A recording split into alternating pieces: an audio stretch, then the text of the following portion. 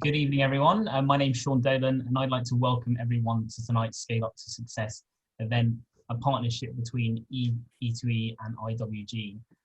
In a slight change to our scheduled programming, Shalini will not be joining us this evening. Sadly, she's been taken ill, likely just a cold, but with the world facing the challenges it does, we can't be too careful at the moment. And I'm sure you will join me in sending Shalini our best wishes and hoping for a very speedy recovery. I'd like to welcome our guests this evening, Lawson Muncaster, Arti Poddar-Mohammed, and John McGlynn, three pioneering entrepreneurs and friends of the E2E community. I'd also like to welcome my co-host, Richard Morris, from our hugely valued partners, IWG. Now, I don't know where to begin with you, John, in terms of introducing to you, because I don't think I can do justice to you in just a few moments. Having been involved in over 70 businesses, mainly in the car parking and property sector, John is a passionate serial entrepreneur. Scottish Enterprise Capital has been developing and scaling businesses in healthcare, technology, finances, and really applying that entrepreneurial mindset to help support the next generation of Scottish entrepreneurs. Our next guest is Lawson Muncaster, one of the founders of City AM, Britain's most widely read free daily newspaper, and has been managing director of the newspaper since its inception since 2005. A native of Irvine in Scotland, and it's not obvious to everyone, I come from a slightly Scottish background myself, looking a little bit like a Scottish cartoon character. He began his career in Scottish TV in 1988, which was quickly moved to London, where he worked for Eurosport. He was quickly promoted to sales director, and then moved to an advertising company, Mills & Allen. In 1997, he moved back into television, joining CNN. Prior to the foundation of City AM, he was vice president of the global sales for the free newspaper group, Metro International. Lastly, I'd like to welcome Arti Poddar-Mohammed, co-founder of Guy & Beard, a very innovative business, creating pop-up barbershops out of old shipping containers. And personally, I love this business for two reasons. Firstly, I think you're upcycling a disused asset, which is naturally good for the environment and by extension, naturally good for everyone.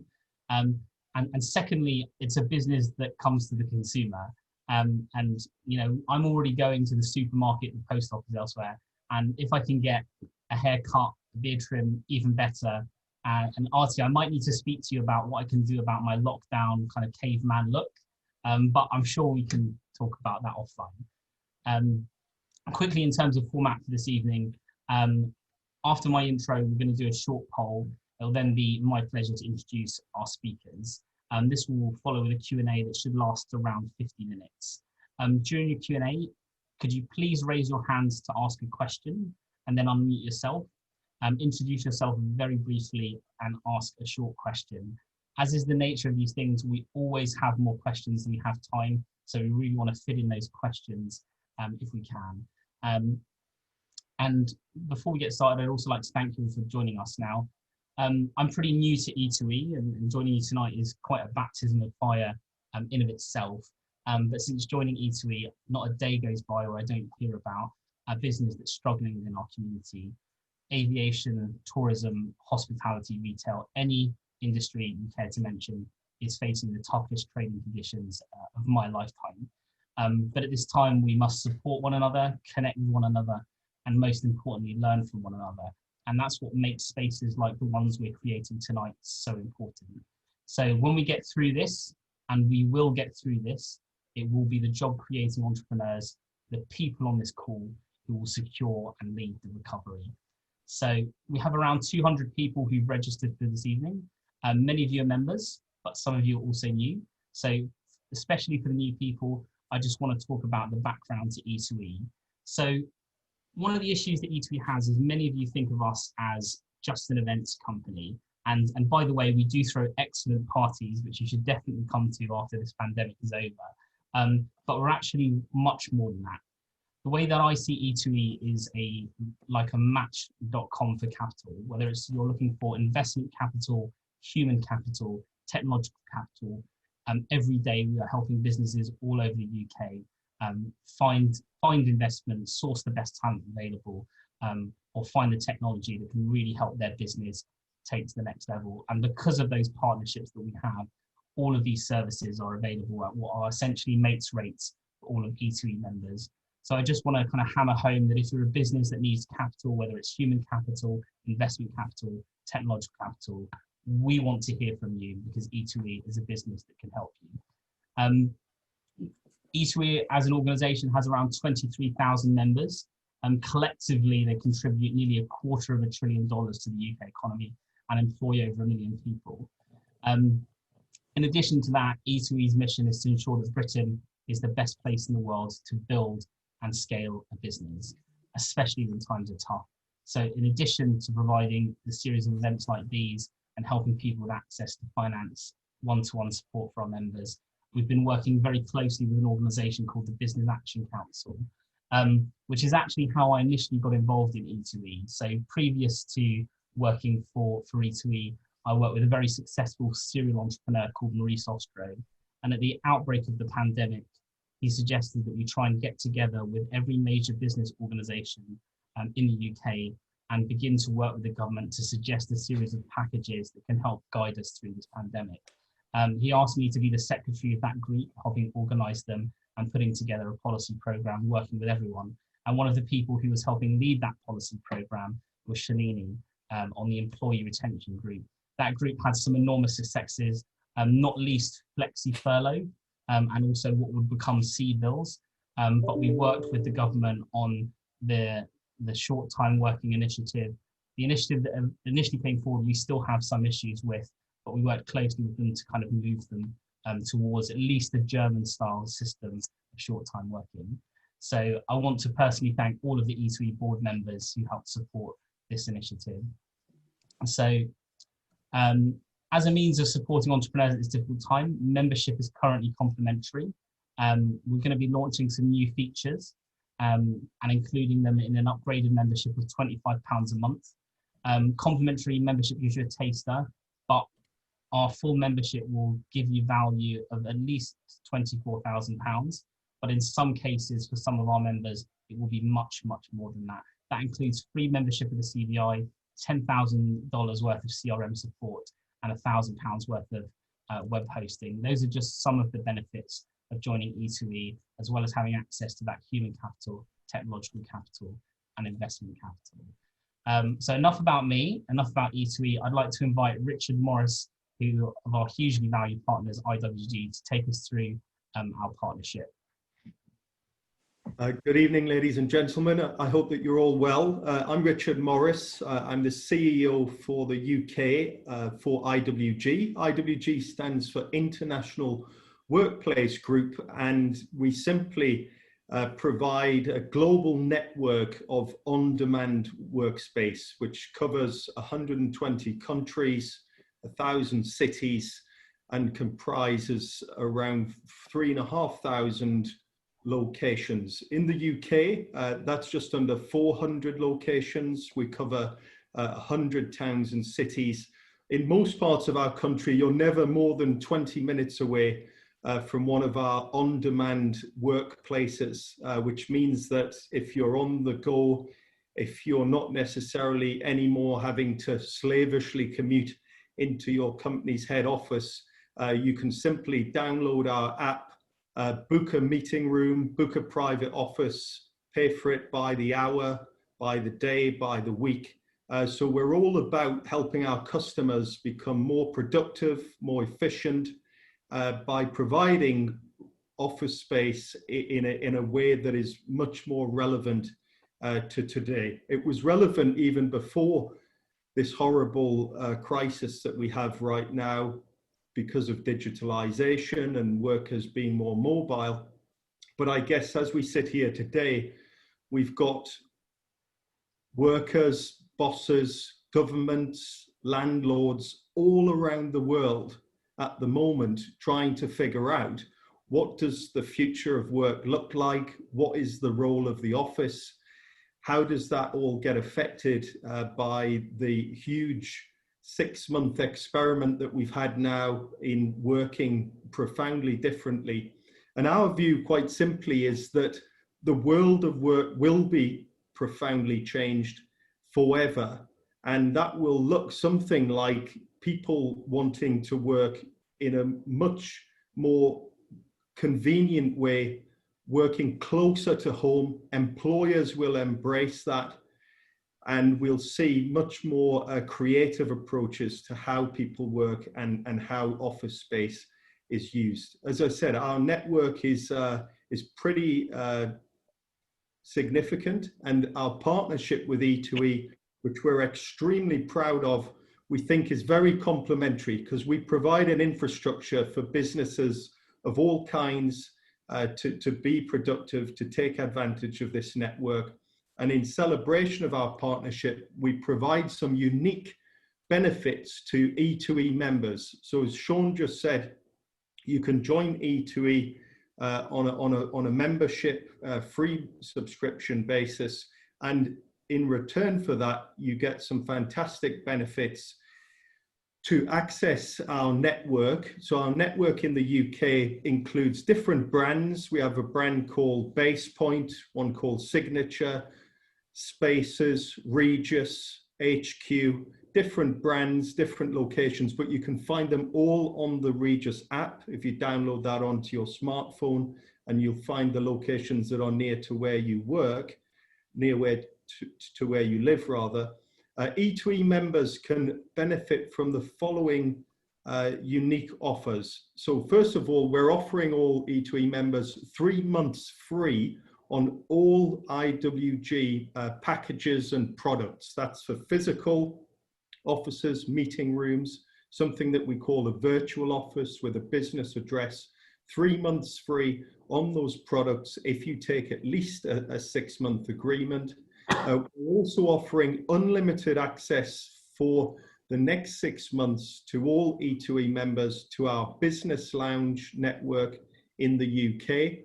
As I said, this is just under 400 locations. These are places you'll find in train stations, shopping malls, airports, motorway service stations, as well as conveniently located offices near to where you live.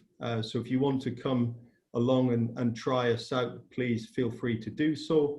We're also offering a 10% discount on any meeting room booking across the UK. That's thousands of meeting rooms in hundreds of locations, paid by the hour or by the half day or the day, whatever suits. And in addition, 10% discount on bookings for private offices for the day. So think of this like booking a hotel room.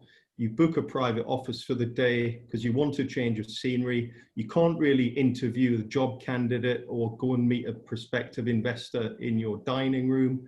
Most people can't anyhow. You can, though, hire a high quality private office using our app near to where you live or near to wherever you need to be. So we think our network will continue to be something that supports businesses, and we're proud to work in partnership with E2E in that regard. Thank you very much. I'll hand back over to Sean now. All right, thank you very much, Richard, and thank you very much for your continued support of E2E. 3 months free, I think, is an excellent deal for any of the businesses on this call. But I'd sort of now like to move on to our main event, and no offense to you, Richard, but to our key speakers. I'd like to start with our Lawson Muncaster, who's the co-founder of City AM. Lawson, why don't you kick us off for the evening? Good evening, everybody.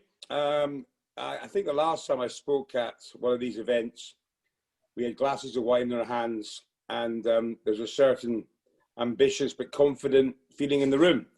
And I spoke about the beginning of City AM and what we've done in the past 15 years. And I think I've chosen the subject today that time took me about 10 minutes to speak that time for 15 years. I'm going to tell you a little bit about City AM from March the 5th this year and to today.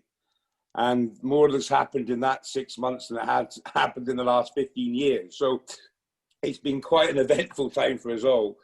Having left a board meeting in Amsterdam on the 5th of March, with a record year last year, our 15th year, plans in place to develop our club, to take a more subscription-based model to the online audience, and to look at additional distribution routes within infrastructure, transport infrastructure within the Greater London area.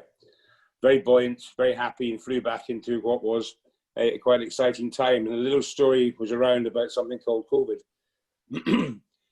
Walking over the bridge, the London Bridge, on the 17th of March, it was pretty clear to me that A, there was no one on the streets, B, there was no advertisers want to talk to anybody on the streets, and C, if you're a free newspaper, you were in trouble. And so it wasn't smart. It was absolutely the right thing to do. We ceased publication on the 19th of March. So a crazy couple of weeks. And really, we didn't think at the time that this crisis would go on to as far as it has gone on. But we settled down, giving ourselves till September to relaunch the paper, thinking that footfall in London would be come back to something like 50% in that 6-month period. Unfortunately, the footfall in London transportation, especially with not the drain open between Waterloo and the city, that current figure is at 20%. So we've decided to continue to not print the newspaper to an audience that's not there. And we're now looking forward to 6 months with us focusing on our digital business. But the lessons learned over the last 6 months have been quite incredible. Some good, some bad. The one thing we know as businesses is you cannot control anything outside your powers. So as angry as you may be, you might disagree or agree with policy, you just have to accept they are the rules that you have to play within, the law of the land. I've got my own views. I'll probably happily take some questions later on. But what we had to do straightforward and be very sharp about it is to say, right, this is what we've got to play with. This is how we grow our business. And it has resulted in some sad times. I mean, this week we will make 30% of our office redundant because ultimately they're focusing totally on the paper production, and I can't afford to pay these people to sit at home without a paper. Hard facts, a lot more pressure on the 30 remaining to develop our web and how we go about doing that. But these are the sad realities of today, and as I say this from the bottom of my heart, these are some pretty humbling times for anybody in management or anybody that employs people. And the resulting conditions of today up here in Scotland, it's going to be even more problems facing people within the hospitality sector and also transportation sector. What have we learned in the last 6 months that can share some sort of light or how we feel proud of ourselves? Well, what we do know is people like to read news online as well. And we've seen tremendous figures across the whole newspaper industry of millions and millions of new readers coming to the online product. What you do with those millions and millions of readers, I'm not too sure yet if you're a free product. But there is obviously a huge demand for news. And that's important that we maintain the journalistic qualities that we have. And what was surprising was without a newspaper right back at the beginning, and I remember Shalini and I talking about the whole CBILS thing, was that what we were trying to do was to help our SMEs. And we created this campaign called Save Our SMEs. And obviously everyone probably knows what the CBIL loans were for, but the government and the banks were very reluctant to lend money at such a cheap price. 2 reasons. One, their capital wants to go out the door at a higher interest rate. And 2, what they didn't want to do is a new government comes along and says, Mr. Bank, you didn't lend correctly. Therefore, we're not going to guarantee that 80%.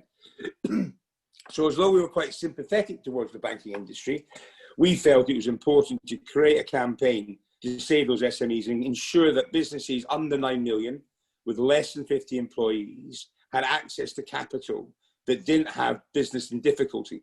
Because what that business in difficulty clause basically meant was, unless you'd paid all your capital back and were not deemed in debt, you could not demonstrate a business going forward. And that's startups, young companies, young businesses are not getting to positive capital yet. And they were the ones being crushed with a continued campaign to Treasury, number 10, the BBB, Bank of England. We put a very compelling case to it, and they withdrew the European law directive within that lending criteria. And as of, I think, the beginning of June, CBIL loans were being put out to companies that weren't already getting them. So that was a real success for City M, and I'm really proud that Christian, our editor, and the team, Andy, all kept themselves really focused on it, and were great. Now that's the success story. We've got another campaign called Back to Work, and that's not working so well at the moment. And we've got quite a few waves to take on board there. The headwinds are strong, and we have to be practical. And of course, we have to get back to work safely. I think the previous remarks regarding how work has changed, I think that there's two observations. One, we obviously know that working from home is not the answer, because we're in the biggest recession of all time. So what will happen is, obviously, people cannot be expected to come to work at 9 o'clock and leave at 5. That's quite an archaic system that I think in most city centres, most companies had some flexibility within it. Because if you think about how quickly they adapted from being at the office desk to the work desk at home, it was marvellous. It was almost seamless. So we know that that can be done. I think it's a contributing part to an employee's daily life, if you like. And I think that if we take the average City M readers picking up the newspaper 2.5 times a week, that demonstrates that there's 50% of the city type is probably either travelling, working from home, etc. I think where we bosses sometimes forget is we've all got our own desks and we've all got our own computers, and we can sit in a quiet area in the house and get on with things. But what we forget is most of my journalists are in share flats. And they were dying to get back to work. They were actually head of the sales team, because there's no culture. You can't create culture at your kitchen sink. But I think that, you know, obviously the figurehead of the office will always be there. But I just think there'll be less journeys to the office, perhaps between 2 to 3 days a week. Some people might want to work from home in its entirety, but I genuinely think the sort of overriding feeling I'm hearing from corporations, from sort of the big bank CEOs, is they're desperate to get people back into work, and especially news organisations. You know, you cannot work on a story together on this sort of Zoom performance.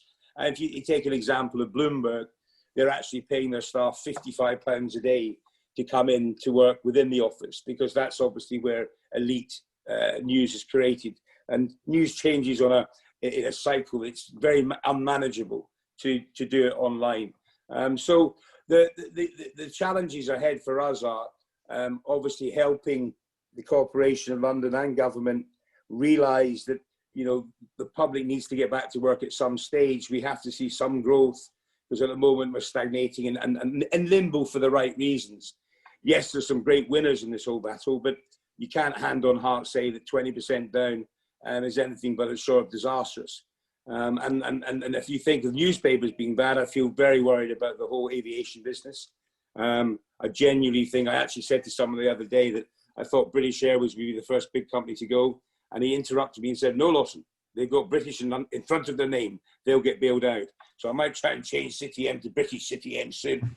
But I think there's a lot of these issues that are going to happen over the next 3 to 6 months. I'm not apologetic about my criticism of government. I know it's very difficult. No one's got the answers, and therefore, you know, we should work collectively together. I have a huge problem with how COVID is treated in Scotland, Ireland, and England and Wales differently. I think the disease is a global disease. It doesn't have a nationality, and I think we've seen a lot of immature politicians trying to be political, and rather than really helping what they're paid to do, the people they're elected to. So I think there's a lot of political damage being created that won't be seen until next year. And I address that across all parties. I think we're going to see much more anger in the forthcoming months, especially if the cold winter sets in. Furlough finishes, I think, this month. I think what Shalini did on the furlough initially was fantastic. I'm not sure the flexi furlough is good as it proposes itself, having spent last 2 weeks looking at it to try and save some redundancies that we've made. What can we do for the next 3 months? Well, I heard a wise old fox, was a guy called Martin Gilbert, who's just retired from Aberdeen Standard, a very good person to listen to in these kind of environments. And we were having one of our sort of lunches in the city with 8 or 10 business people when Martin was speaking. And the question was posed to him was, what have you learned in the whole career as the longest serving FTSE 100 person? What would you say is your biggest advice to anybody? And he just turned and looked, and if you think about this logic, I'm a capitalist, I'm a libertarian, I'm all the things about positivity. And he just turned around and said one word: survival.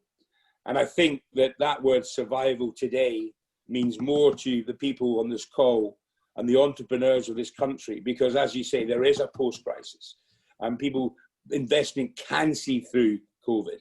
And therefore it's very important for us as people to make sure we're still surviving and ready to help and bounce back when law allows us to do so.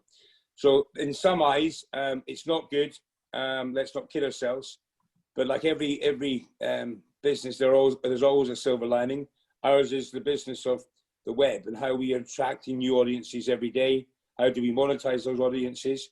But I'll also be very delighted to be back on the streets of London, hopefully before April next year, but it might take as long as that, or until that footfall of 50% gets up on the TfL transport system. So that's, I think, my 10 minutes. I hope it's giving a little bit of thought, and I hope that I can answer questions later on. Thank you. Yeah, and I hope that I'll be back on the streets with you. I mean, I can tell you from my own experience that working from home for 6 months has been really, really difficult, and it's difficult for all sorts of reasons. I think you're absolutely right. It's impossible to develop a culture within a business when we're all working separately. Like me working with new and young people, like we're bringing new people into the business now. It's very hard for me to work with them, train with them, understand what their issues are and develop them, because I don't see them. I don't form that human connection with them and begin to kind of understand what they are like, what their needs are. So I think it's something I'm very keen to get back to the office as soon as we can. But you're right, first things first, survival, and then hopefully recovery, and then hopefully back to normality. So, all right, moving swiftly on, can I bring in kind of serial entrepreneur John McGlynn? Good evening, everyone, and thanks to everyone for taking the time to come and listen to us this evening. When I reflect on where we are today and how we're doing as a business, I've got to go back to where it all started 25 years ago. And the vision that I had on day one as a spotty law student at Strathclyde University in the library was to create an annuity revenue vehicle. And we didn't really know what that was going to turn out to be, other than we wanted to be long-term investors. And back in the day, banks would ask you to do 3-4 year business plans. And I genuinely wrote a 25-year business plan for the sector. And of course, you can change that as a movable feast. So that's what we've been doing for 25 years. And when I look at the depression of 2008, that was really the warm-up act for what we have today. Those of us who survived 2008, it was bad, but it was a banking crisis. It wasn't a real personal crisis. And, with all the doom and gloom we've got going on today, I think we do have to obviously show some compassion and sadness to the companies that are going through really tough times, but to try and put a sprinkle of optimism on this. It is at times like this when there are so many new opportunities. And for the person who has been laid off, who wants to start their own business, want a small business that wants to grow, there's actually never been a better time to do it with a lot of caution. And if you've got the brave pill, this is when real fortunes can be made. For those who don't really know what we do, it might look complicated, but it's actually really simple. We're simply in the annuity revenue business. And our biggest investment at the moment is a company called Storage Vault, which is in the self-storage space. And at the moment, it's doing pretty well because people are decluttering things out their houses. There's more people starting to work from home. Our small business division, we like to have small industrial units for startups and for big enterprises. We've got some office space, not quite as much as Richard has by any stretch. But it's a good small business annuity revenue model. The other stuff that we do is quite exciting as well. We're very fortunate that I've got a good network of really good buddies, and we quite often get invited into friends and family rounds. I think most people here would have heard from Jim McCall, who's pioneering a new Scottish bank. And I was delighted to get the phone call to participate in that one, which I think, again, in the current climate, that's just going to be a real game changer for Scottish small SMEs, and in due course, hopefully well beyond Scotland. Other things that we're involved in, another good buddy of mine, Jim Mellon, who's kind of been described as Europe's Warren Buffett. Jim's got me involved in the Diabetic Book Company, which is going to hopefully revolutionise that sector. We're involved in some uranium mining in the US. And the most exciting one is a company called Juvenescence, which is a portfolio, a fund, which I think is a 125 million fund that's doing 8 or 9 investments so far in longevity. And that's literally a company that could change the world. So as I enjoy the day job of looking after people's offices and self-storage and little workspace, there's some exciting stuff going on too. But I think at the moment, there are loads of companies who are really going through dire straits, as Lawson was saying, and I think there's a lot wider than that. We could, could have went on for a week on all the industries that are affected, but I think it's good, as he said about Martin Gilbert's survival. One of the things that we did as a business in 2008, we were very lucky to have all of our companies ring-fenced in standalone SPVs. We never really did groups and cross guarantees and things, and thank goodness that we didn't. But the big lesson I got from 2008 was don't over leverage. If you can't grow your business with low leverage, then bring in investment partners, do something more innovative, but do not over leverage your business, because that's when you're crucified. And, the same applies today. Over leverage is just a killer. The one thing that people forget is there is a huge abundance of capital in the world. People who've got a good idea, the money can be raised globally. There is an absolute abundance of money. Banks are now paying 0.1%, 0.2%. So people who do have a good idea, if you've got a sensible valuation on your business, I do think that you'll get the investment. And that's one of the key things about ETE from the founding days 11 years ago, I think, was we want to help change the world and change business. And ETE was descriptive to get that partnership of stuff, and all credit to Shalini for what she's done with this thing. It's just remarkable. I don't want to ramble on too long about what we've done. It's all on our website, and I think the Q&A will be really where the added value is going to come this evening. So if it's okay with you, I'm just going to wrap up at that. I'll be happy to, as Lawson was saying, we'll take any questions at the Q&A session and let people get to that and have more of it. All right. Well, thank you very much. I'd particularly like to hear more about this longevity business because they're quite interested in living forever, like a lot of people.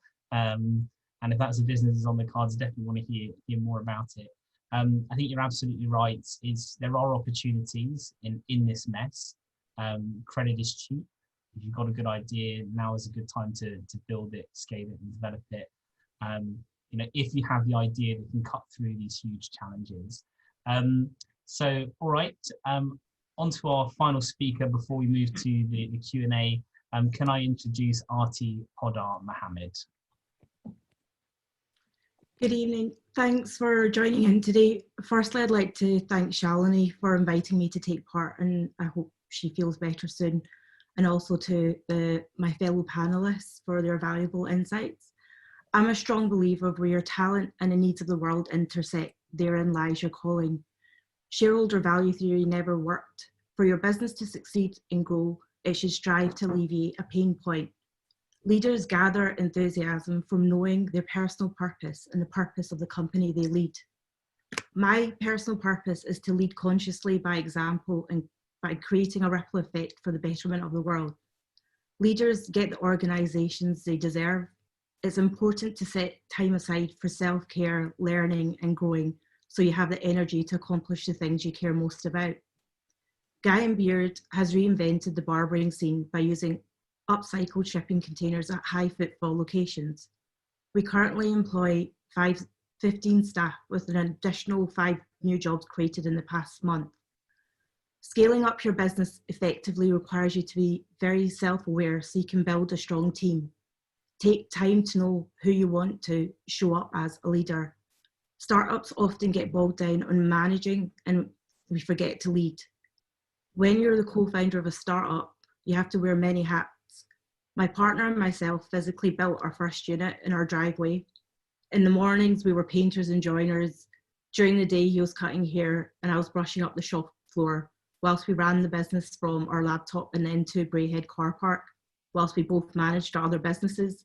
So there's no substitution to hard graft. You'll always come across naysayers. My background is in care. I've previously managed and owned a group of companies that employed 500 people. When I would tell people about our new venture, I would often be met with puzzled looks. You run care homes, what are you doing cutting holes in rusty old containers? You're wasting your time. Being a part of a startup takes a strong conviction in your ideas and courage.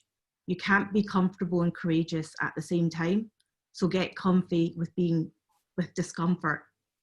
Just outside your comfort zone is where you learn and grow the most.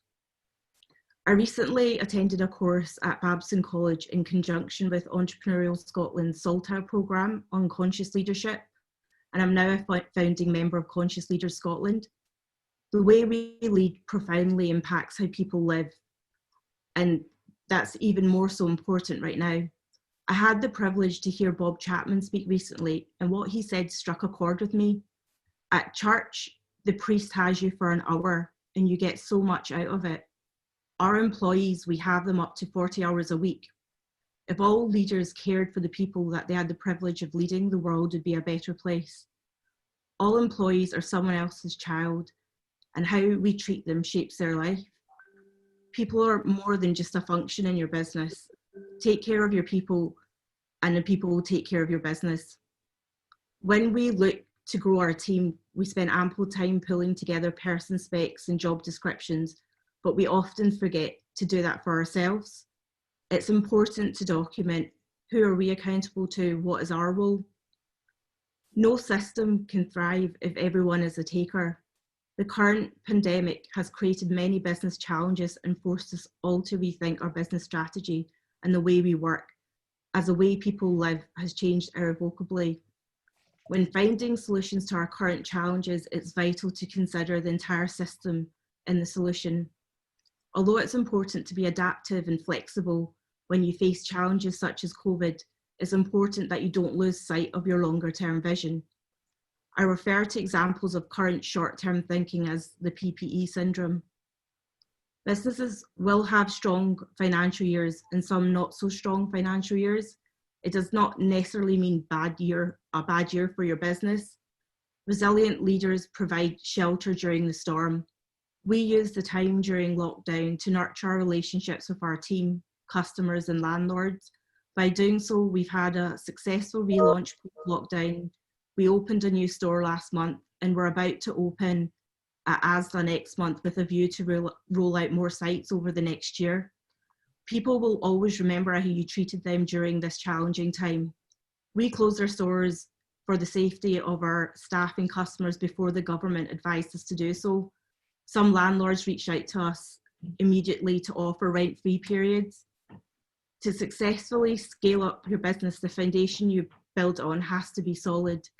Businesses succeed when there's true alignment between your passion, your values, and your action. And I think the thing that I'd mainly like to close on is right now it is a difficult time, but it's short term. If you think of the longer term, then we can get through this. All right, thank you very much, Artie. I love that sentiment. No system can thrive if everyone is a taker. I think the thing about crises, and one of the ways in which crises can be in fact useful, is they are often very revealing. And they're often revealing, I think, particularly of leaders. And I think you're absolutely right that compassionate leadership is something that is especially needed now. Everybody's worried, everybody's stressed, everybody needs a bit of extra time to get through this. So thank you for sharing your leadership style with us.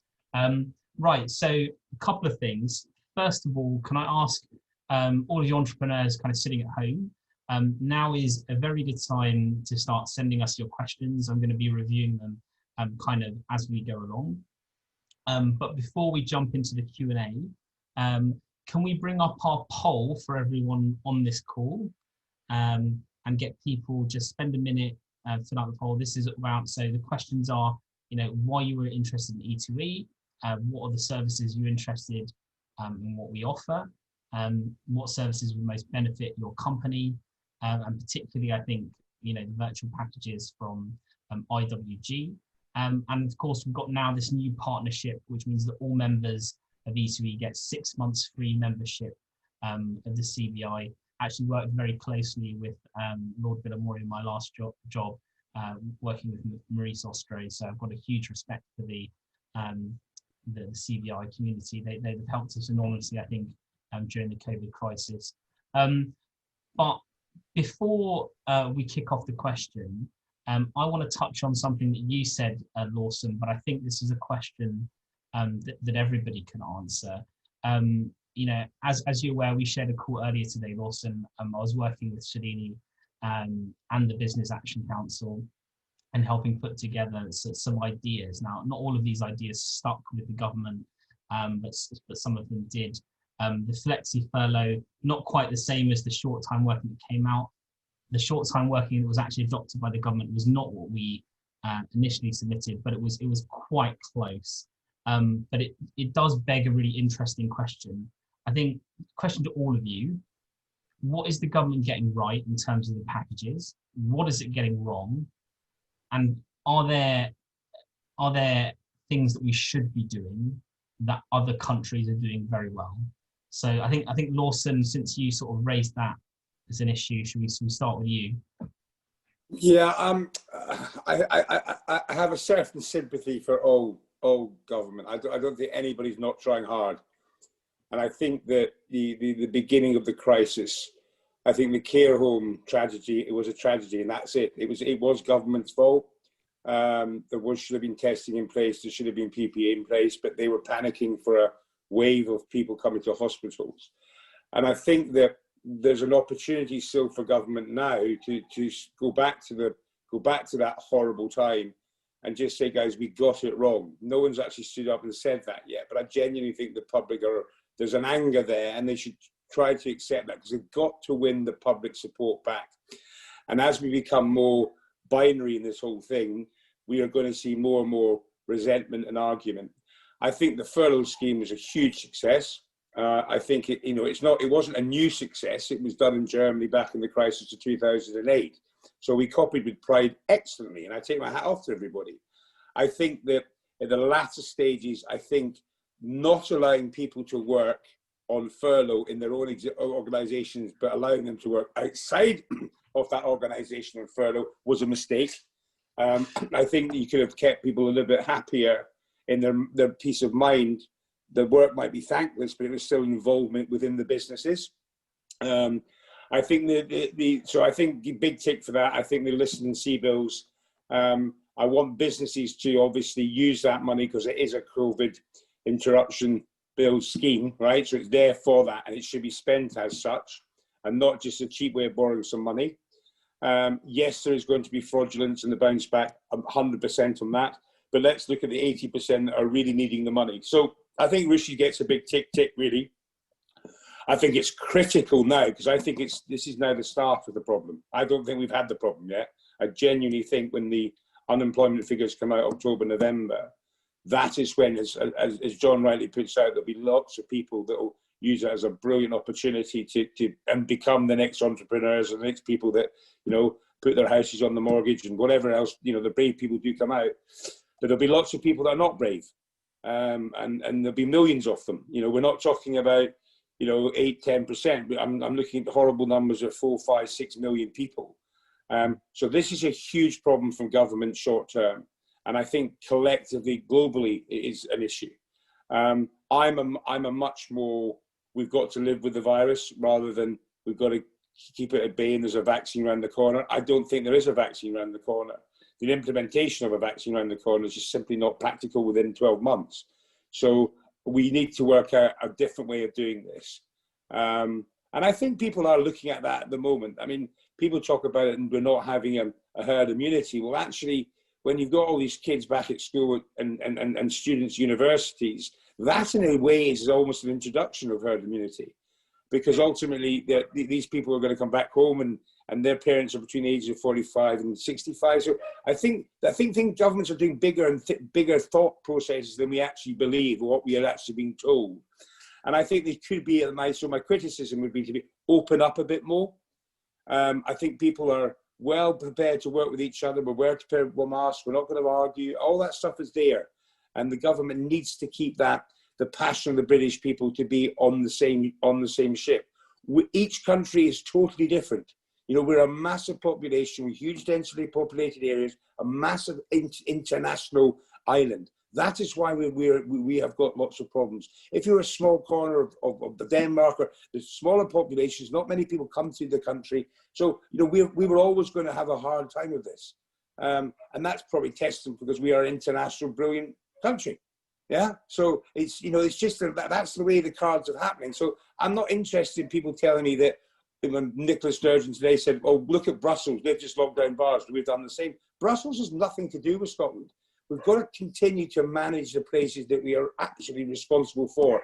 So a lot more learning from global issues, but working within the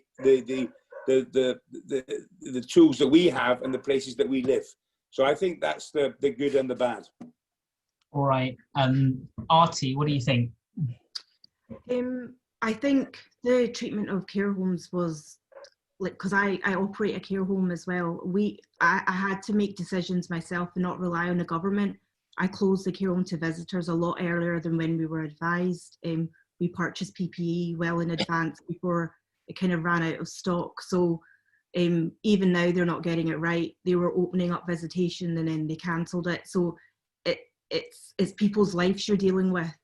I think from the care home perspective, for older people as well, they need access to their families, and it's very difficult for us to provide the family environment. We're trying our level best and adding more activities officers, etc., but it's still not foolproof. Testing still, we're not getting the result. We do weekly tests with all our staff, but we're still not getting the results on time, etc. In terms of the barbershops, we're fortunate at Guy and Beard. With my background in care, I understand infection control and the full guidance, and we were well prepared for reopening, but I don't feel like the right support was there for the rest of the hair and beauty industry.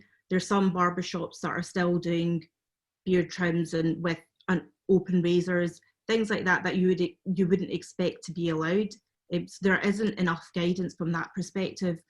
And when you look at from the financial point of view, the loans are great, but I think there's going to be an issue in a longer term when it comes to pay back, especially with the bounce back loans. A lot of these businesses that got the 50k or less, they're not going to be trading when it comes to pay back, and the money has to come from somewhere.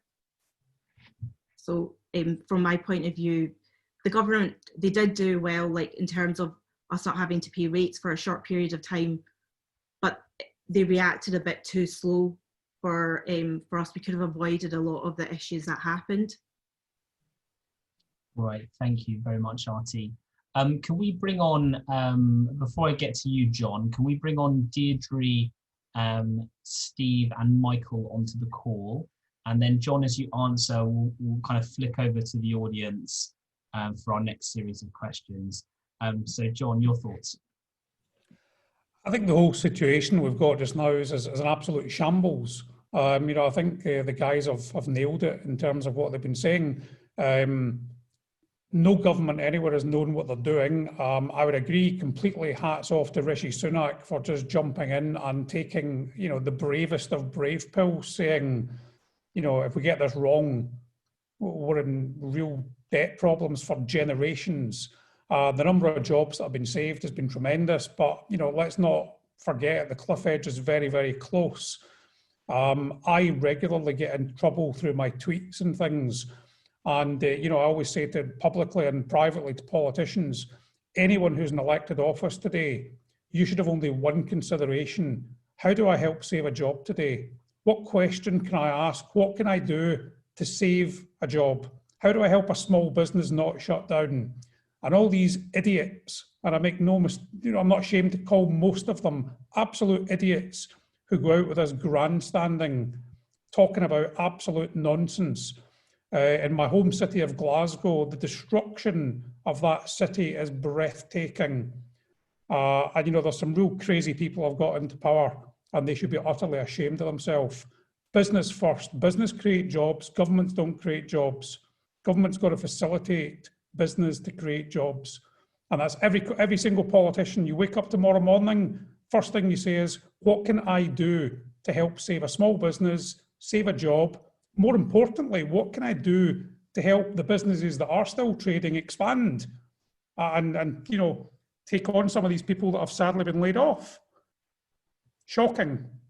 I think Lawson, Artie and I should be put in charge of government, and we would do a far better job. Yeah, I think you're absolutely right. And, I think the stats when it comes to job creation, the fact that it's very fast scaling companies who are small but gaining momentum very quickly are the people who are creating the jobs that almost always lead us out of every single recession that we have. So I say more power to their elbow. And I think the government's still got work to do in terms of the packages it provides. Because you are right, we're facing a mini cliff edge coming up with the end of furlough. And what we're going to do when these C-bills need to be paid back, because a lot of these loans are being underwritten at, almost unprecedented levels. But I mean, that is its almost own discussion. I'm going to head over to our first caller, Deirdre. Do you want to ask your question? Yes, thank you. Amazing insights.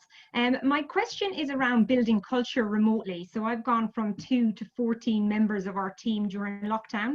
I'm a first-time founder. We're doing bi-weekly quizzes where we bring the whole team together. But as we've grown, it's getting more and more difficult given the number of people on the call. Some of the people I still actually haven't met other than like this on Zoom calls.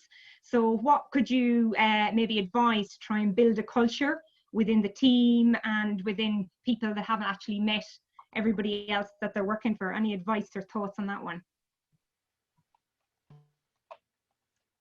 All right, shall we go back to John for this one?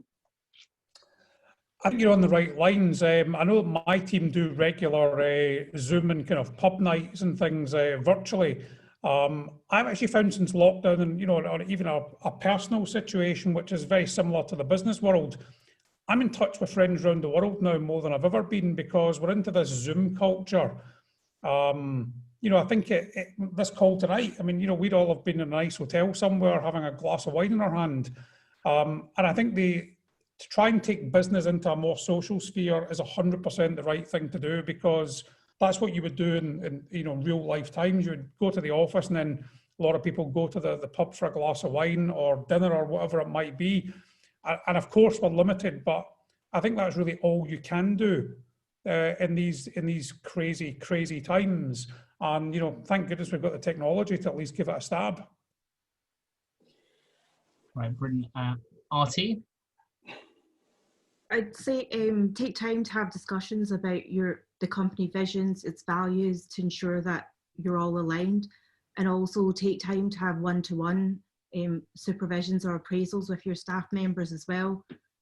Again, getting to know them out with work. I think that's something happening because of the Zoom culture as well, because often when you're in an office environment, you sometimes forget because you get so caught up. So just taking that time out. Yes, you've got group meetings for specific tasks to do with work, but in terms of leading your staff team, getting to know them on a one-to-one basis, especially when they're new and you're not able to meet them in person, I think that would definitely add value. All right, Lawson?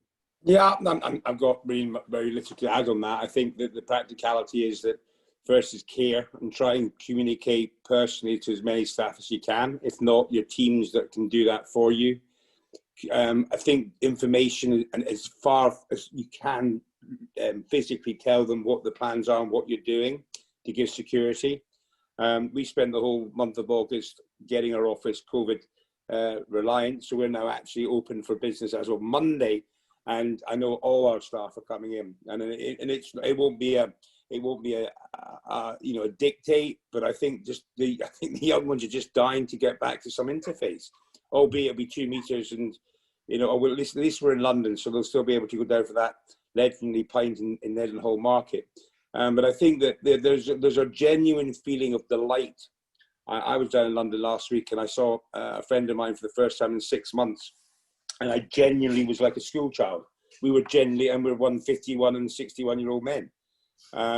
So I think that, you know, that you can build on that confidence and that appreciation of human interface.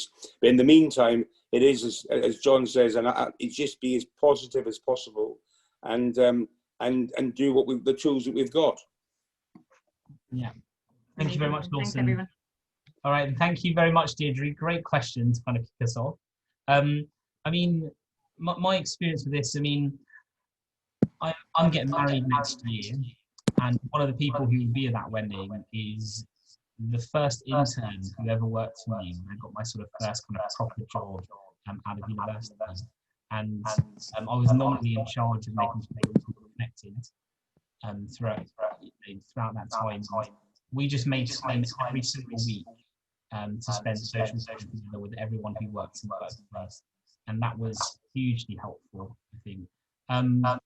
Right, we'll move on to our next question. Michael, I think there might be a bit of feedback, so I'm gonna put myself on mute while you're on the call.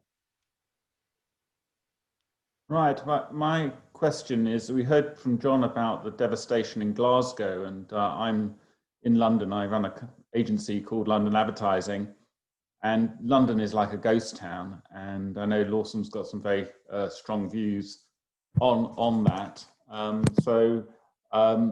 I think the changes to property are going to have to be usage of commercial property to attract a new generation of startups, of younger entrepreneurs who can no longer afford to live in the city. I'd be very interested to get the panel's view on how London can move forwards once you know, this issue has been dealt with. All right, I think I'll pass that one over back to Lawson. How do you think London is going to change as a result of this pandemic? I think as I mentioned before, you know, the transformation from working from work and working from home is seamless. So I think that in itself is, and it's shown how all employers that there's an opportunity for people to spend more quality time at home and making sure they're doing some quality work. I think that after, we're only 6 months into this, by the way, and if you see the glee in these people's faces coming back to work, some in more threatening ways, you know, a lot of banking people are actually white collar workers are going into the office to be seen, so they're remembered. So when the firings happen, they're not in that place. I think that's something there that's probably the more dark side of getting people back to work. I think that we've got to stand up and take people like Sadiq Khan out and just put him down. I mean, he is absolutely useless. You've got a transportation system that has never been so clean in its entire life, right? And yet we're discouraging people going back to work. I just this getting back to back to work safely, of course. But when I speak to the Lord Mayor, William Russell, or people at London First, or the Chamber of Commerce, or even to the point at government level and cabinet office ministers, you know, they know they're not doing enough. I mean, there's a Tory government, and they're actually looking themselves in the mirror when they're waking up saying, this is not what I signed up for. So it's not they don't understand that there is a real issue to get people back to work. They're just not prepared to actually do it. And it needs all businesses to put a lot of pressure on. And a lot of CEOs, they sit in their big houses, and they're more like bureaucrats than they are business people now, and let's accept that. And it's much more difficult from their perspective to lead. I mean, notable exceptions, I think the boy Wilson at one of the big insurance fund, I'll get it wrong, so I won't mention, Legal & General. You know, he's had his offices fully open for the whole period. And there's various other people I know that are going into the city on a daily basis to sit in their offices to try and show some sort of example.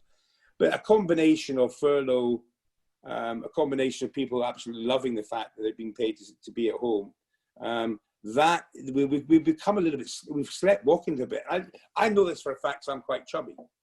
When you stop going to the gym, right, getting back to the gym always takes much longer than the day you said, because you're mañana, mañana, mañana. I quite like this. And I think we're in that phase at the moment of, I quite like this, okay? I know I need to get back, but I'll do that when all the other avenues have come short.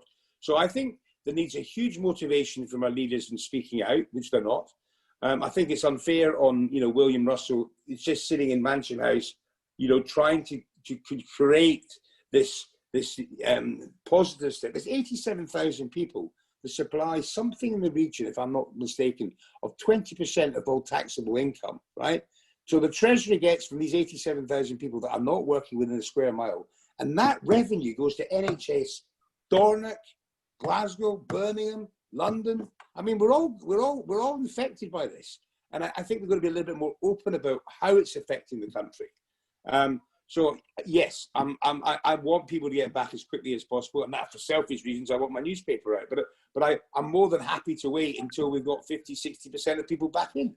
And I think that the week will change. I think, you know, I wouldn't be surprised if the majority of people that return to work come back from a three to 5 days working, and I wouldn't be surprised if it's Tuesday, Wednesday, Thursday.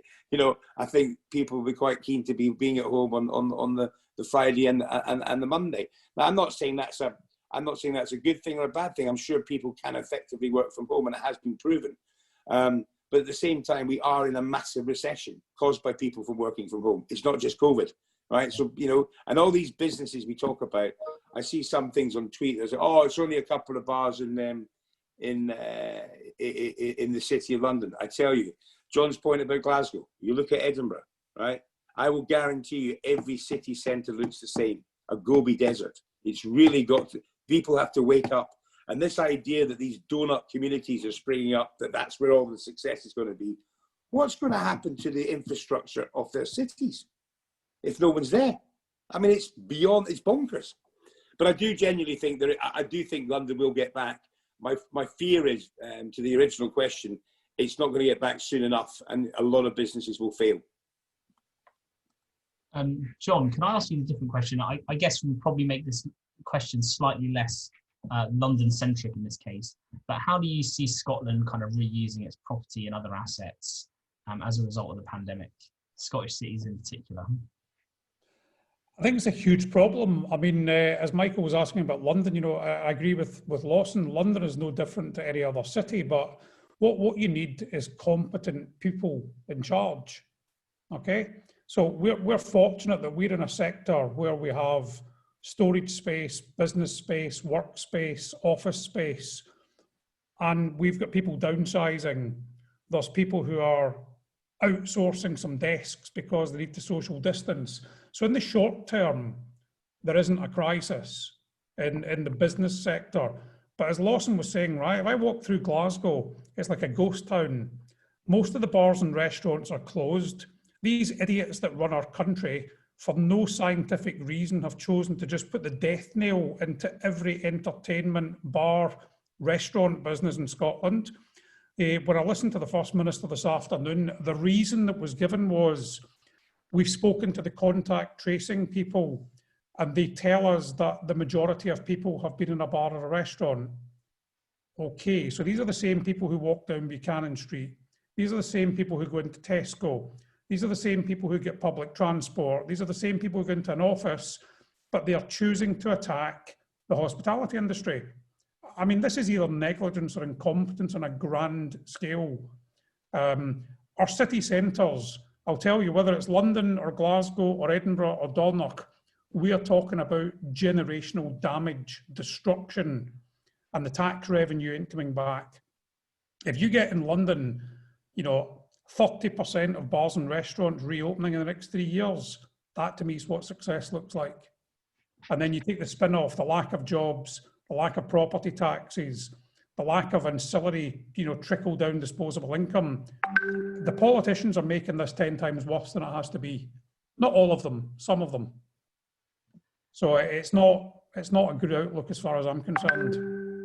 I mean, if success looks like 60% of hospitality businesses in city centres failing, then we've got some extremely hard times ahead. Well, to be fair, they're not failing. They've been killed. Yeah. You know, No. this is not a business that's failing, right? I've got so much sympathy. I've got some of my best friends own hospitality venues across Glasgow. They are some of the most experienced restaurateurs, licensing people in the world. They have spent tens of thousands of pounds adapting their premises. I've been in them. You've got the contact tracing, you've got very strict social distancing, they've invested in app technology, you order your drink or your food on your phone. You know, they've got, I don't want to call them guards, but they've got stewards who make sure that the common areas are not busy. These people are being punished and put out of business. And actually, I think, you know, let's not even get on to what they did to care homes, you know, the people in care homes, but the destruction to business is just unprecedented. And I think it's an absolute disgrace. Yeah, I think you're absolutely right. And you have to excuse the use of the word failing. I think punished, I think, is absolutely the right way to Killed, destroyed, punished, any of those verbs, I'll take them. So, Artie, so how do you think that cities are going to change as a result of the pandemic? I think we obviously have to look at other venues. Like, for instance, with Guy and Beard, we place our containers at shopping centres rather than town centres because we've seen them dying previously. Even within Glasgow, they've introduced paid parking on a Sunday. I mean, things like that are just going to kill trade further. There's no incentive for people to come into the city centre. We need people like planning officers to be a bit more flexible because, for instance, we have some planning officers that deal with us opening new units a lot more swiftly, but then there's certain councils that don't understand the concept of using shipping containers as a business. So it's just about them being a bit more flexible, maybe being allowed to have alternative use for premises a lot more easier than what the current process is. Another example is we've created Guy and Beard on Wheels so we can go out to places like care homes and hospitals, but the process of getting like a street trader's license isn't any easier, and it's like a 3 to 6 month process. So it's just about the local councils working with businesses, and the panelists are completely right. It's not government that create jobs, it's us as business owners that create jobs, and they need to support us to do that and to keep that. We're fortunate that we've been able to create more jobs, but I can't confidently say that that's going to be, I'm going to be able to create more and more over the upcoming year, and definitely if it continues the way that it has. Okay, thank you very much, Artie. Can I bring Dr. Charles Lehman on the call and Ian Reid? But a very quick question for everyone on the call. Can you just tell me a business that's really impressed you in the way that it's adapted during this pandemic? Should we start with Artie this time?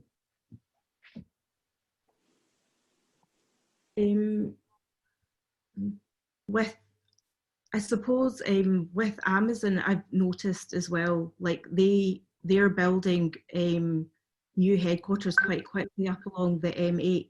They're obviously still providing the same service, but they're able to, they've expanded quite aggressively in all countries, not just in the UK. And a lot of food, I have a friend who's got a food distribution company where they send like pre-made packages to houses. Those kind of businesses are doing well as well. Yeah, I was really impressed that now Deliveroo can do your shopping for you. Sort of jaw hit the floor when I sort of saw that on my phone. John? This is going to sound terrible, but I'm actually going to say my management team at Storageful Asset Management Partners, and I'll tell you why very briefly, because I'm not aware of any company who's actually done what these guys did. As we know, governments like to make things really simple and easy for people who are getting support, like the small business loan scheme, the 10 grand grants, etc. You need things like your rates reference number. Now, if you can find any property tenant who even knows what a rates reference number is or where to find it, you know, that's like the Easter egg hunt. And what the team did was they sent emails out to every single customer saying, here is the government support schemes that are available to your business. Here is all of the information that you need to put on this form, and we basically handed that on a plate to every single small business and every customer. And I'm genuinely not aware of any other company, you know, from a startup to the size of Amazon, who actually took that level of detail. Some companies were in dire straits, and you know, they don't need to speak to me about any of this stuff, but they actually, you know, worked with as many companies as they could, agreed payment holidays and all the rest of it. And we've got some companies who, you know, we genuinely helped save their business, and I'm really proud of the guys for doing that. And it might sound a bit sycophantic, but it's genuinely true. I don't know anyone else, any other company who's actually gone to those extremes. So when I eventually get my glass of wine this evening, I'll be having a toast to the Storage Vault team for the way they dealt with our clients and our partner companies in this pandemic. Oh, that's very clever. Lawson, business that has impressed you. Yeah, no, I mean, I just think what John said there is, you know, I think that's, you know, over and above, but that'll be remembered in future years. And I think that, you know, your point at the beginning of Artie about everyone can be takers. It's a bit like you can have nice people in business as well. You don't all have to be tough and rough. You have to be fair and clinical, but you don't have that sort of old-fashioned egotistical fighting machines. I think one of the things that it surprised me the most was probably food. I think if you look at your Tesco's and your Asda's and your whatever, I don't think I ever went to a shop that didn't have a banana from the Caribbean, or oranges from Spain, or mushrooms from Scotland, actually. I think that whole international trade body, whoever runs it, I don't know, but that seemed to keep the whole world kind of fed, and maybe just in the Western world. But I genuinely thought, if you think about what was going on, and there was no airlines, and there was this, that, and the other, that whole thing seemed to work quite smoothly.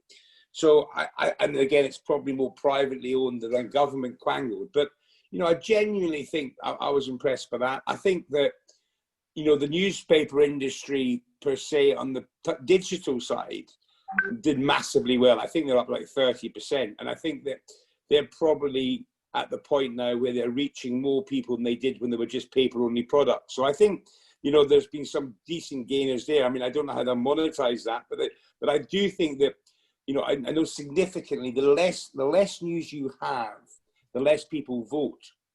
So, and there's a quite interesting report I read this morning about local papers in that these things have to be around to maintain some sort of sensible turnout, and therefore sensible, getting people sensibly into power. I think that this generation won't forget what's happened when we find out more and more when the inquiries come out next year about what has been good and what's been bad. But I think the big winners have unfortunately been all international companies. I've not seen many British companies really jumping off the charts. If you think about the Netflix, the Amazons, the Googles, the iPhones, what's the new bike? It's a big phenomenon at the moment. Is that a British company? Or what? Is it Peloton? Peloton. Who owns them? I think they're American. Yeah, you see. So I mean, there's been a lot of that stuff. I mean, I try to buy my kids some bikes. I promised them for the summer. There was a 24-week waiting list. You know, so I mean, gym equipment for, you know, I've got some buggers here that play a lot, and we couldn't get gym equipment for 12 weeks. We were having to go and do backhanders in gyms to take their weights out to train, and then to give them back if the gym were to open. I mean, good for them that we have that sort of capitalism world where we can actually do things like that, but no real help from government at all. But no, yeah, I think to answer the question, I think food for me is the one that's probably got unnoticed, but that whole mechanism definitely was pretty impressive to me. I think I've been impressed, particularly with sort of core industries like food and agriculture, just how resilient they were. Because even in industries where people had to go to work, there's obviously, for every person who does have to go in, there's a lot of people who support them who now weren't doing any work at all, or were forced to stay at home for health reasons. But the business kept kind of ticking over, and food is definitely one of those industries. Can we bring in at this point Dr. Charles Lehman Kachitsa, and forgive me if I've completely mispronounced that. I think you should be able to unmute now. All right. Yeah, no, you have pronounced it appropriately, I would say. Yeah. My question was, I believe partly it's been answered, but I was just asking which industries would be considered to be safer, I mean, not risky in this situation. So it seems Lawson answered that question, maybe could it be partially, in mentioning the food industry as one that has not been affected that much. So the question I was asking, because I was thinking, if one has to diversify into other businesses that they are doing, which one would seem to be safer? So I'll still put it on the floor. Maybe you can expand on that. Well, if I knew what all the safe bets were, I'd probably be a very wealthy man by now. But I'm going to pass that back to Lawson anyway. Do you want one of us to kick in? Yeah, sorry, I thought Lawson was going to kick in for us. Well, John, you crack on. Are you talking about stock investments, Charles?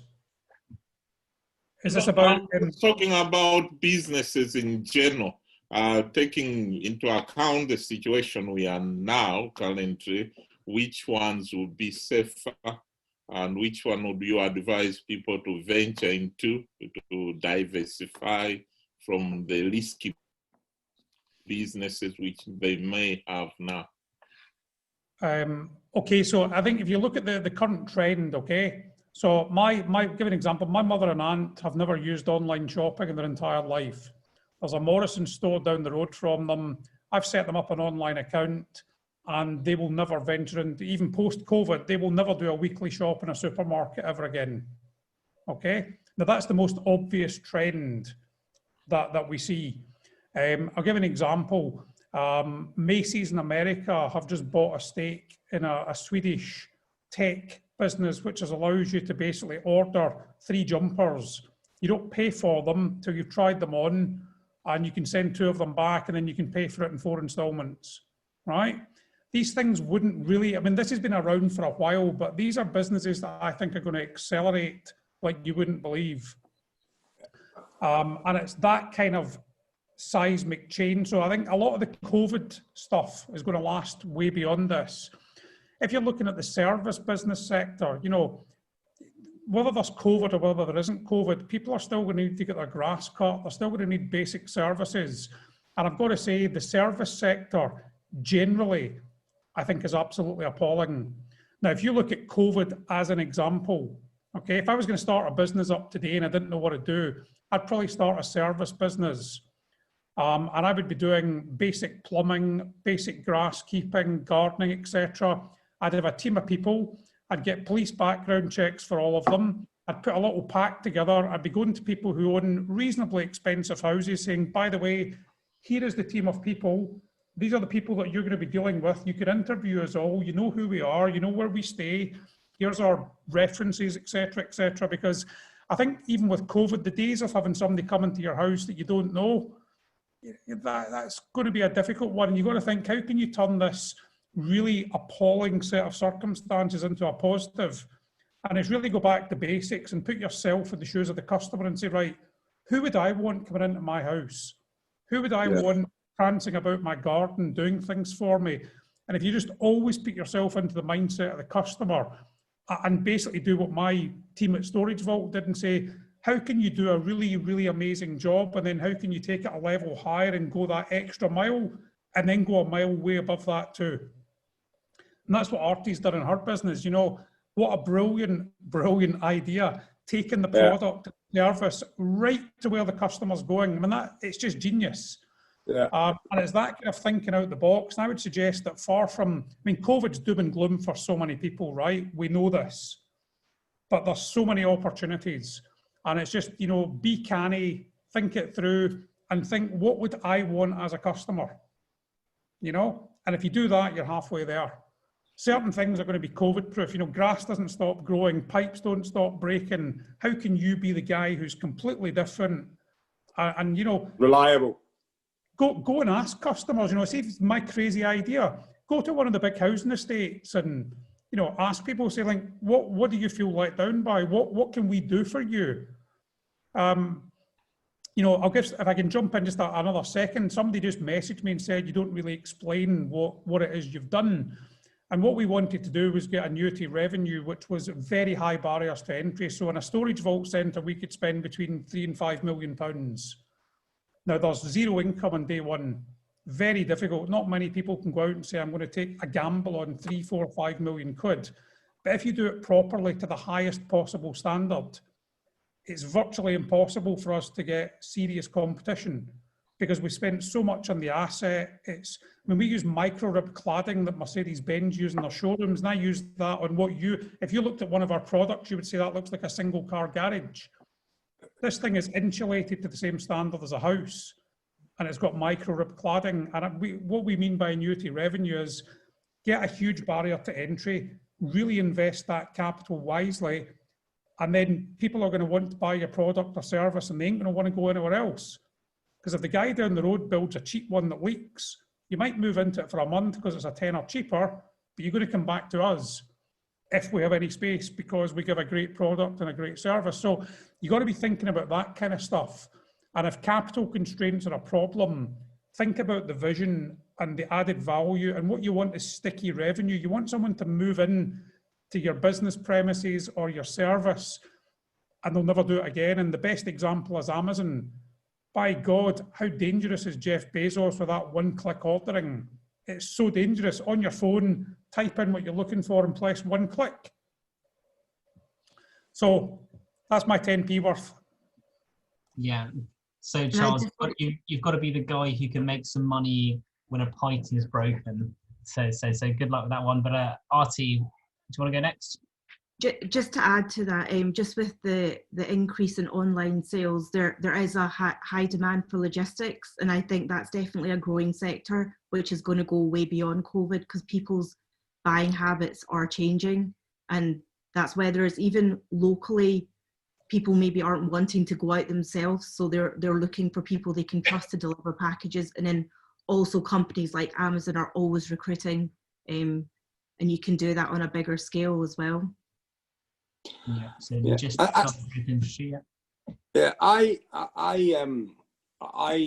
experienced Sky, who have our Wi-Fi contract during COVID, and obviously children working from home. We went down, so we needed to get the Sky engineers in, and I have to say they were absolutely excellent. They were COVID. They've been educated well, but I think that big companies have that opportunity to do so, and it was really impressive to me. And I think if you were in that startup phase, I would copy and paste the Sky interaction at the home from start to finish. I thought it was phenomenal. The way they spoke to you, they phoned you, they let you know to come. I mean, I was very impressed by that. And not many companies do have that, to be fair. I mean, I love your idea, Artie. I'll tell you, I've got an idea for you, Artie. Why don't you put one of your things outside Celtic Football Club when the crowds are back, or Murrayfield when the rugby's on? Right, and you have it there all day and you just move it around. All these young men, they've got beards. Yep, we've actually just started converting trailers as well, so we can do mobile events, etc. as well.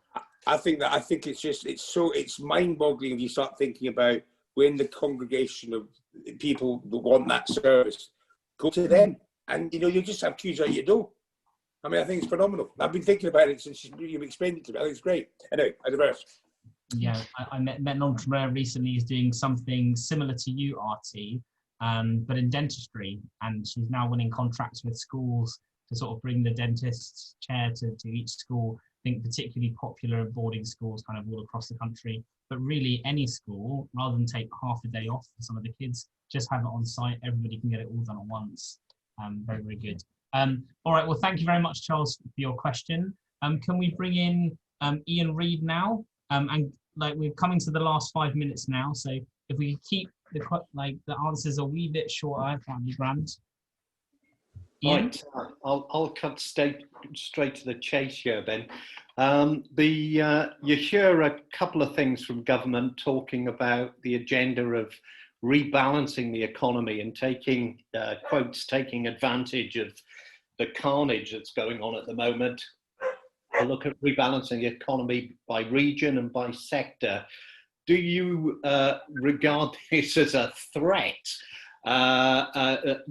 Or do you think that government intervention after this can help rebalance the economy? Or would you just say, look, guys, just step aside here and let us get on with this?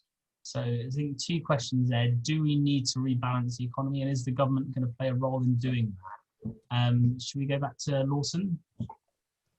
I'm getting more and more angry when I hear we're all in this together, coming from someone who's on 100% salary and pension paid through the whole pandemic. So we're not in it together. You know, we haven't been in it together since the beginning. So I think private sector always is stronger, cleverer, more agile, harder hit, etc. So of course it's government, and I love the way John mentioned that point, and I will continue to mention that for the rest of my life. Every politician I meet is, when you wake up in the morning, what are you doing about creating jobs? And I think it's such a strong position to actually make government be accountable for. We have got, they have got, 3 years. But what I can't understand even now is we have a Tory government sitting in place where we're losing our friends in Europe, we're breaking up our family at home, and we're facing a financial uncertainty and limbo that we've never seen before, all in the space of basically 2 years. Stop all that, right? Don't care what you think. Start thinking about the people of this country. That's your job, your primary job. And I think that I didn't think about just as a job. I thought more about health and about schooling, etc., etc. But that has to be the responsibility. This stuff, this charade about trying to pretend that things are normal with Europe, and leave them alone. We have absolute crisis in our hands, and we need them a bit up the arse, and I need more media companies to follow suit and not be. I mean, some of the stuff that I've heard in the past about the government expenditure on radio and TV and newspapers, etc. They're almost taking control. We've got to get these young journalists questioning and getting decent opposition parties in place, so we can actually put this pressure on. And John, you should go for some sort of MP. I think I would vote for you. Absolutely, 100%. There you go. John, for Prime Minister, do you want to answer? I think if you want a real laugh, you should follow my Twitter feed, because I'm really pretty brutal on politicians irrespective of party. I should declare I have been a lifelong Conservative, but I'm not just saying that. I've been equally very critical of them, but I do think, to single out one individual, Rishi Sunak is the guy who has pretty much single-handedly saved as much as any human being could the British economy. There's tough times ahead, but my goodness, it would have been a lot worse if he hadn't stepped in. Politicians are grandstanding, okay? It makes my blood boil. The things I've said earlier, the nutty green agenda, we're all green now. If you want less cars in city centres, tell us all in 10 years' time, buy a Tesla or an electric car, get emissions down. But the destruction, the planned, willful destruction of our city centres right now is breathtaking. I hope someone sues the Scottish Government. I hope the Scottish hospitality sector do it. If they need help with the funding of it, I'll happily chip into that campaign. I think it's absolutely disgraceful that the hospitality sector is being abused and really shut down. The problem in any democracy, if you can call it that, is they think in 5-year cycles. If you look at pensions, I mean, anybody who's under 30 just now, or even under 40 and thinks they're going to get a pension, think again. And what we need is real honesty in politics. I put a proposal into the government with Jim McCall, and what we've been discussing is there should be a national investment bank. Now, if you take a national investment bank, Germany has one, and it has 1 trillion euros in bonds. You can raise a 25-year bond just now at 0.4%. So if you take all the companies that have had COVID support, say over 250,000, okay? Like, the guy Witherspoon for the pub's got 47 million. Now, here are the choices facing our politicians. Mrs. Smith from Sheffield is going to see her income tax bill go up. Mr. Smith, who's got a small business in Sheffield, is going to see his corporation tax go up. Or you could actually say, we're going to raise a 25-year bond at 0.4%. Mr. Witherspoon's going to pay that back over a generation, 25 years. There's loads you could do. I think what you need is more business people in politics. Sorry, I know you did say keep the answer short. I apologise. We need more business people in politics, because we do think out the box. So, Lawson, Artie and John for politics. Let's do it. Right. Artie, do we need to rebalance the economy, and should government be involved in doing that? I think the government will be involved in doing that. I mean, it's their responsibility, but I think it's going to fall on us as business owners and business leaders to actually make it happen. Policies that, like John said quite rightly, it's on 5-year cycles, but we're looking to build things that last longer, create jobs like that people can stay in for 10, 20, 30 years time. So yes, we'll need to follow the government guidelines, pay the extra taxes, etc. But it's going to fall on our shoulders to balance the economy and make sure people are still in jobs. Yeah, right. Thank you very much, Ian. It's 7:30. I'm going to allow one more question. Can I invite Shalini Khemka onto the call, please? And then we'll begin to wrap things up. All right, Asha, are you with us? Are you going to come on camera? Or are you going to stay on audio? No, I'm going to stay off camera because I haven't got my makeup on. Yeah. Neither have I. First of all, Sean, to you, you have been thrown in the deep end today and you have done a brilliant job. A week in the job, it's pretty impressive. I'm Shalini's mother. I'm an educationalist, and I want to say thank you to the entire panel, the STEAM entrepreneurs who have shared their experiences, their frustrations, their anger, and their tips, what people need at this difficult time. So I'm very grateful, and on behalf of Shalini, I really want to say thank you. She is not well, and that's why she is not there. You know that. I want to say a particular word to Arti. I have known Arti since she was born, and to see her in a mature, beautiful, gorgeous looking entrepreneur taking control of the business, the world, and ready for the political office. That's impressive. Arti, you have done very, very well. And also, Lawson, I have heard so much about you from Shalini since she met you, and she only has nice things to say. John, I know you and Shalini, you go back more than 11 years. Yep. And I'm going to ask you a question.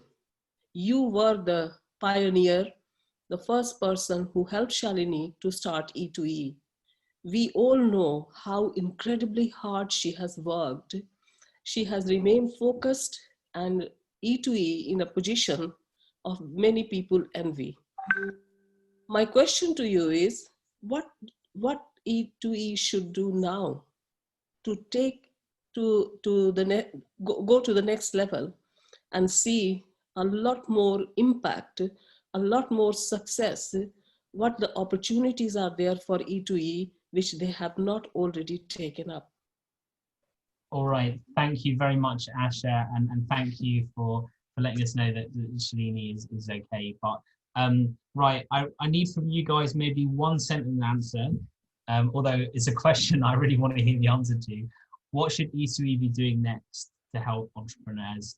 John, since you're with us since the very beginning, why don't you start us off? To be honest, I think it's absolutely more of the same. You know, there's a time to do different things and there's a time to do more of the same. And I think when I watch how Shalini has taken this idea that we cobbled together in London and made it into this huge business, you know, partnering with Regus, you know, helping the businesses, and this, you know, I love the analogy of like the marriage bureau or the dating app, putting capital and stuff together. I just like to say sorry to everybody that I've not got back to with the messages that have been sent. But the constant theme is, where do we go for investment? How do we raise money? And my answer is, give Shalini a few days to recover and then phone Shalini, because she has got the Rolodex to die for. Yeah. And she will know who's investing in different sectors. So, you know, I think we all want to toast Shalini tonight and really celebrate what she's done, the partnerships that she's putting together, and the way she's taking E2E forward. Please encourage her just to do more of the same and don't get distracted and go sideways and up and down. Full steam ahead, because it's working. And if it ain't broken, don't fix it. Over and out.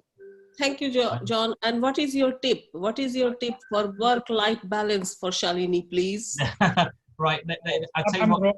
I'm the wrong person to ask because I think Shalini and I were cut from the same cloth there. We never spend enough time away from work, but tell her to take a few days off, at least one day a week, at least. Yeah. I think we'll be ordering her to take a few days off at the moment. Thank you very much, Asha. Right, very, very quickly, we're 5 minutes over now. Artie, do you want to go next? Yeah, I'd second that. I think just continue and stick with the long-term vision that you had. This is obviously useful. Having intelligent conversations with people like yourselves. This is what keeps entrepreneurs motivated, and especially ones like myself that are in a new start, and being able to share a panel with people like yourselves. It's a massive privilege. So I would say it's exact same as John, is not to take away too much from what you're already doing, because it's already adding so much value, just to continue along the same path. Lawson, do you want to help wrap us up? Yeah, I just think it's quite a nice way to wrap it up, actually, is that, you know, sometimes when you're a business leader or responsible for things, you're up in the attic on your own, and it's sometimes quite difficult. By able to articulate and share your views to other people that are like-minded, actually is a benefit to the person sharing it as well, and that's what this allows us to do. So you've got something very special there. You've got some great special people involved, and I'm very pleased to play as a very small part of it. So yeah, congratulations to her, and I'll have for lunch soon, I promise. Yeah, excellent. I'm sure she's going to take you up on that. Dame Asha, thank you very much for your question, and I think from everyone on this call, please give our best to Shalini. Look forward to seeing her soon and seeing her get well even quicker than that. One final point before we go. I think if everybody has a big virtual, if everyone can do a big virtual clap for a fabulous host this evening, standing in at the last minute, doing an outstanding job. So thank you very much for organising and doing that. Get well soon. Well done. So, and I just want to say a very quick thank you to all of our speakers. I think particularly you, Lawson, because you're going through, newspaper industry as a whole is going through a very difficult time, but so are many of our members, and I think it's just comforting to hear at this time when they're feeling very lonely, because some of them are under lockdown, a lot of them can't see their friends and their family, that this is not something that they are going through alone. Artie, I love your idea. I think we're just seeing the beginning of what you're going to achieve, and I think it's fantastic. I love the fact that you're moving into trailers next as well, but I love this idea of bringing the business to the consumer, because there are lots of things that I always have to go out of my way to get, and haircuts actually happens to be one of them, so really on something. And John, I know that you're an E2E veteran. Thank you for everything you do supporting the business community, supporting E2E, and supporting our members and the businesses you do through Scottish Capital. So I think I will wrap things up there. Thank you all, and I look forward to seeing all of our members at our next event. I think next week we have Basim Hadar, who's a billionaire, telecoms tycoon, who will be a fantastic guest for us. And I look forward to seeing you all then. But I think for now, it's bye for now. Cheers. Bye. Cheers. Cheers. Bye, everyone. Good job.